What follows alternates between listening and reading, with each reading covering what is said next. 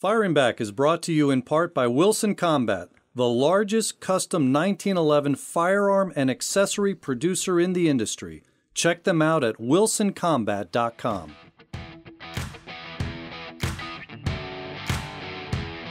You are listening to Firing Back, a Gun Owners of America podcast.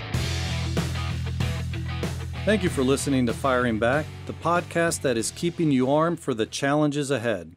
I'm your host, Eric Pratt, Executive Director of Gun Owners of America, and I'm here again with my co-host, Remzo Martinez. Remzo, welcome back, buddy. Eric, always great to be back. And folks, let me tell you, we were talking behind the scenes, and we're like, wow, we wonder if they liked the first episode or not. But honestly, the rating and reviews that you guys have left, the downloads, the nice comments, the hateful comments, they all motivate us. So definitely thank you for coming back.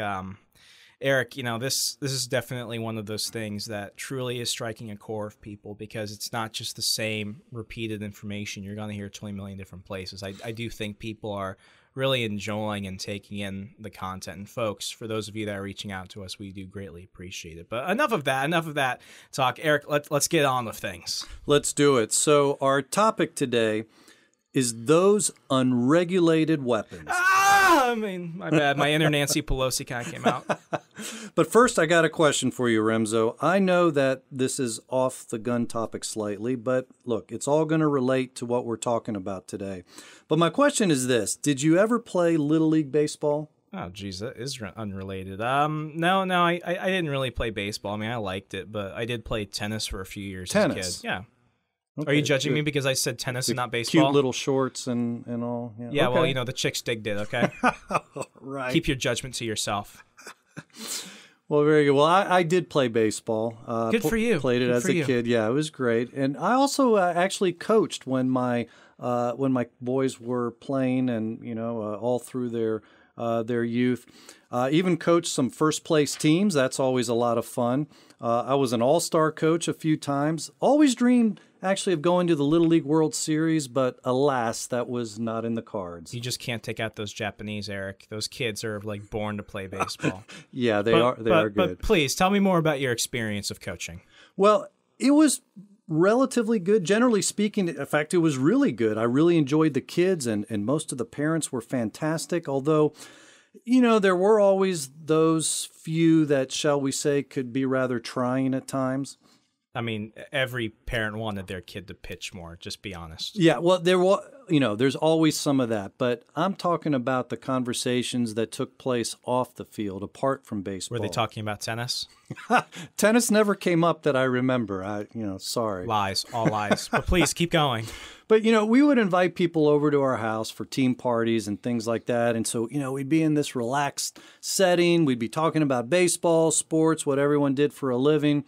So I remember one time a mom says to me, so, Eric, when you're not coaching, what do you do? And, I just told her, I said, I work for Gun Owners of America.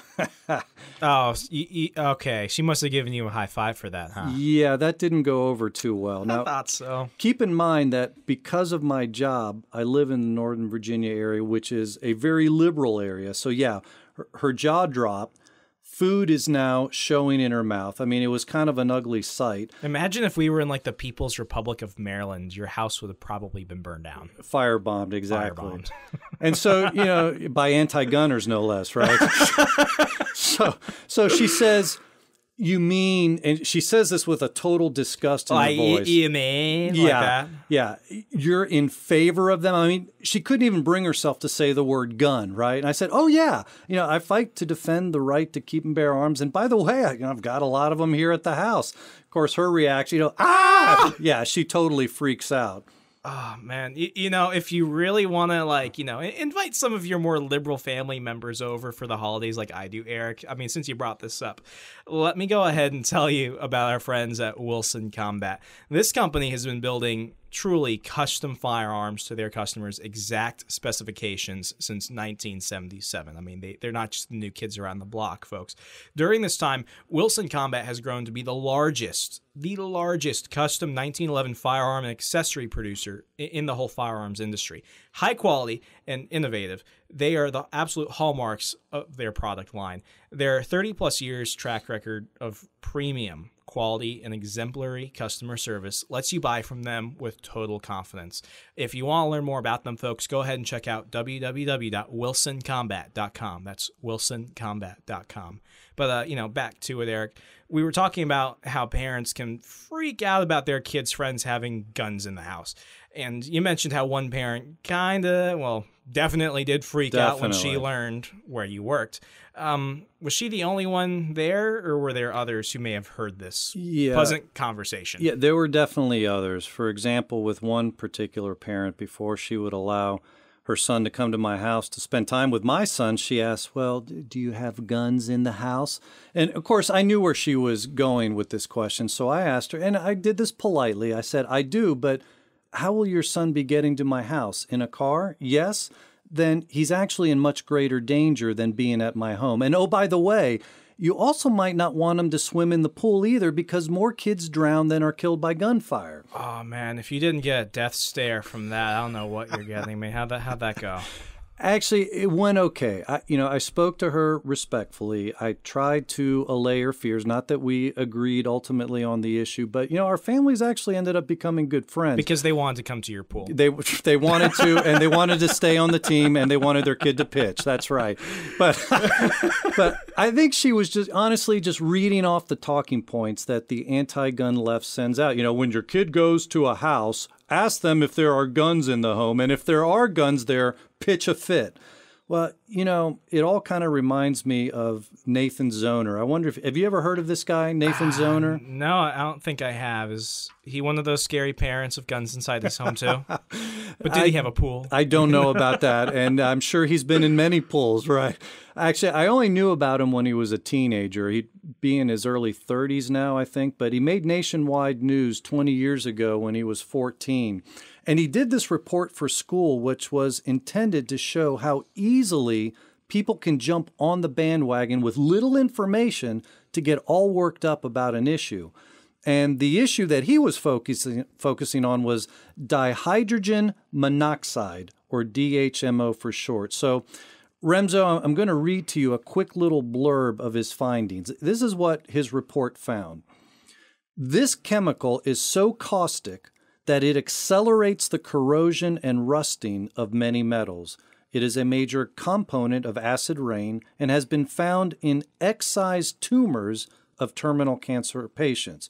And he goes on to say, symptoms of ingestion include excessive sweating and urination, and for those who have developed a dependency on DHMO, complete withdrawal means certain death. Now, that's pretty ominous. So what do you think about that? I mean, this chemical sounds horrific, doesn't it? Oh, man. I mean, you're probably now going to tell me that's all over my house or something. I mean, is Alex Jones freaking out about this thing in the water?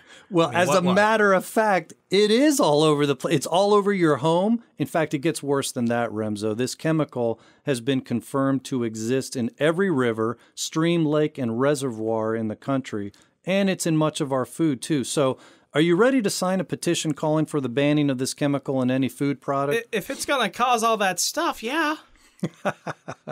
Well, here's the deal, though. We would be hurting and foolish if we banned DHMO. You see, dihydrogen monoxide is the chemical otherwise known as, wait for it, water. Well, I joked about water earlier. You're telling me that's water? Oh, it is actually water. I was public schooled. You got to forgive me. Yeah, Nathan Zoner fooled his classmates, who I think were also public schooled too. Yeah, after he presented his report, 86% wanted to ban DHMO. And one town in California, get this, they even scheduled a vote to ban the chemical. Oh, man. I mean, only in California. It kind of reminds me of, I went to school in Northern Virginia, Fairfax County, and what me and a few of my friends did was after a history class, we went into the cafeteria and we wanted to see how many women would sign a petition to, get rid of women's suffrage, because you don't want suffering women, right? We got 60 signatures, and we thought we were the only ones that thought that joke. Ended up being an online sensation when some other folks did it, but gosh, it's water. Water. Yeah. I mean, What's California up to with this? Well, so fooling. Don't they have a drought? Don't they need more of it? Exactly. Right. Well, thankfully, somebody warned the town council what DHMO really was. And so before they made fools of themselves, they pulled the initiative from the schedule. That's insane. So what is this unregulated weapon that you want to warn us about? Is it like a super soaker in California? No, it's a little worse than that. So, Remzo, these weapons are small and easily concealable, but make no mistake about it, they are deadly killers. Kids all across the country can buy this weapon for cheap without any legal prohibitions whatsoever. The industry that manufactures these deadly items is completely unregulated, and their proliferation has not only resulted in massive head traumas, but in the deaths of many children all across the nation. Much of the carnage has occurred on Saturday nights, which actually might prompt Congress to examine why teenagers can so easily get their hands on these Saturday night specials. Stores like Walmart have marketed these instruments of death to children under the age of 18. Not only are there no laws to discourage this type of irresponsible marketing, there are no laws preventing minors from handling these kinds of weapons at all. I mean, parents have even been known to encourage kids as young as 2 or 3 to play with these little assault weapons without any parental supervision whatsoever. And the greatest travesty occurs around birthdays and Christmas, as some have even been known to negligently give these instruments of death as gifts to their children. So not surprisingly, children take these items to school, resulting in senseless violence all across the country. Now, to be sure, nobody wants to stop the legitimate sport and recreational uses of this weapon, but guess what? These weapons are completely frowned upon in England, so not surprisingly, that country does not record any deaths resulting from this deadly item. So Remzo, can you guess what this lethal killer is, and are you ready to support a ban on him? It's got to be something crazy. But then again, I'm not jumping on the bandwagon. But, I mean, don't make it sound like I'm heartless. I care about the children. So you just got to tell me, how have these items been regulated at all? Well, I think that some people are starting to become more sensitized to the problems, but they would argue that it's not enough. Regardless, what you can be sure of is this. You won't hear people trying to impose the same type of infringements that typically get placed on the Second Amendment. So you're not going to hear calls to require parents who wish to keep these items at home to lock them up, or to force parents who wish to buy one of these miniature assault weapons to be registered and fingerprinted with the FBI. Nor are you going to hear demands to prohibit teenagers from even touching one of these lethal killers without possessing a written note of permission from their parents. I mean, no lie, Remzo, that's one of the crazy legal requirements regarding handguns. Teenagers under 18 have to have a written note of permission to handle a handgun if they want to be compliant with federal law. And it doesn't matter if the teenager is doing target practice with his or her parents, federal law still requires them to have the written note of permission on their person. Now, we haven't seen anyone propose those kinds of restrictions for this surprising killer that I've been talking about. Not yet. But what about you, Remzo? Are you ready to ban or regulate these items? Okay, you're killing me and the audience. Just go ahead and spill it. What are these things? Well, here's the deal. If you had said yes to any of these possible regulations, then congratulations, you would have just banned the football. For the record, you never hear that about tennis. Oh, touche. Just saying. Touche. Just saying. Yeah, well, you know, we're talking, of course, about that funny-looking pigskin that is sold across counters nationwide in so many different sizes and colors, and it may come as a shock to you, but more children die playing high school football than they do by firearms at school. You know how many people died from tennis? 0. Just saying. There he goes. There he goes. Yeah. But here, look, according to the studies, almost twice as many football players die each year from hits to the head, heat stroke, things like that, as compared with students who are murdered on campus by firearms. Do you have the actual numbers on you? I do. Actually, they're low on both counts. I mean, we're talking about 12 high school and college football players a year who on average die playing football. But by contrast, though, there were only 7 secondary and post-secondary students who died from gunfire during the last year on record. I don't think I ever remember the media talking about this. I mean, you'd think that the media would make you think the number of students who die from guns is like in the millions, as Terry McAuliffe once said, or much higher than that. So now what? Yeah.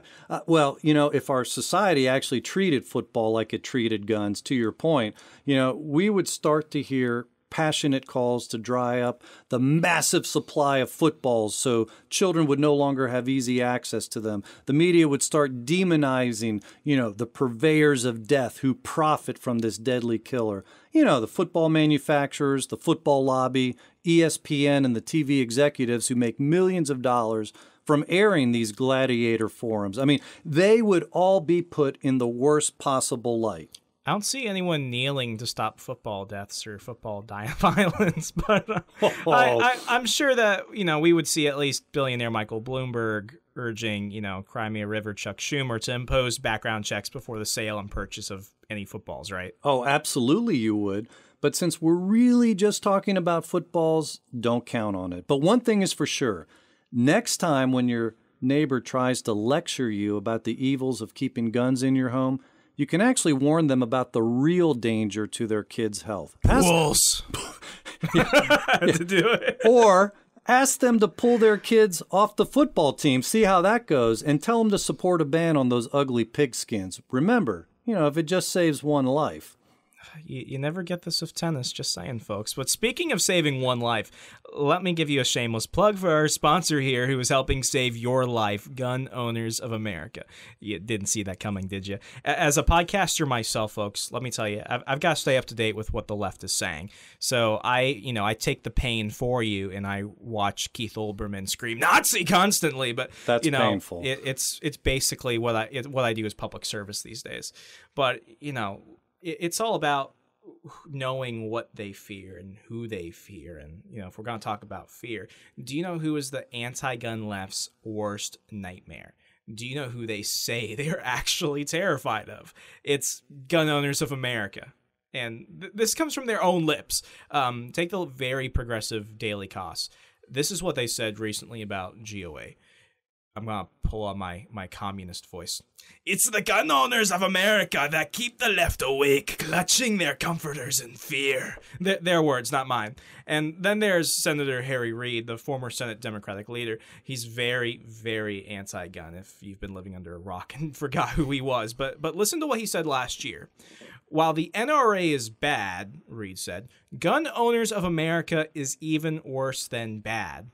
I feel like we should get tattoos that say that, Eric, but that's just me. So here's the bottom line. The left fears GOA because we're effective. But GOA is only as strong as its membership base is active. It's a two-way street. We help you, you help us.